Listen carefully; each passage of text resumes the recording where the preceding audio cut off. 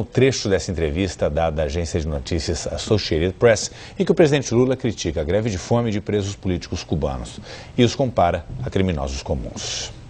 Eu penso que a greve de fome não pode ser utilizada como pretexto de direitos humanos para libertar as pessoas.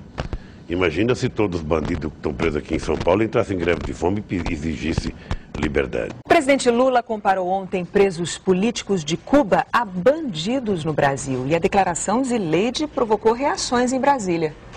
Reações fortes, viu, Renata? Porque, segundo o presidente Lula, a greve de fome não pode ser utilizada como um pretexto para libertar pessoas em nome dos direitos humanos. Alexandre Garcia foi durante uma entrevista a correspondentes estrangeiros. E, além de condenar a greve de fome, o presidente Lula ainda completou com uma pergunta. Imagine se todos os bandidos que estão presos em São Paulo entrassem em greve de fome e pedissem a liberdade.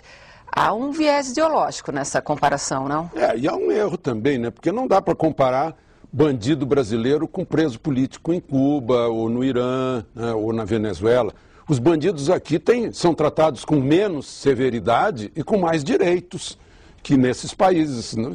O presidente Lula tem muita amizade com Fidel, com Ahmadinejad, com Chávez. Por isso, os presos políticos desse país esperam a interferência dele, mas ele já disse que não se mete nesse assunto interno desse país, né? Salvo para defender o aprendiz de Chávez lá de Honduras, né? Salvo para dizer que o preso político que morreu horas antes de ele chegar a Cuba, que morreu porque quis, né? Mas de modo geral ele diz que não se mete. Agora, a reação no Congresso foi imediata, então vamos ouvi-las. Ou o presidente Lula se expressou mal, ou ele não foi compreendido. Porque é claro que ele compreende a diferença entre um preso político e um preso comum. Nós, inclusive, não aceitamos que alguém seja preso apenas porque é oposição ao governo, sem ter cometido algum crime. Quem tem compromisso com direitos humanos critica a situação dos presos no Brasil e denuncia a situação dos presos lá em Cuba. Quem não tem, usa a situação dos presos daqui para defender a tirania e os tiranos lá. Isso é oportunismo, isso é cinismo, não é compromisso com direitos humanos. Então, Alexandre, entendemos, não entendemos a declaração do presidente? Pois é.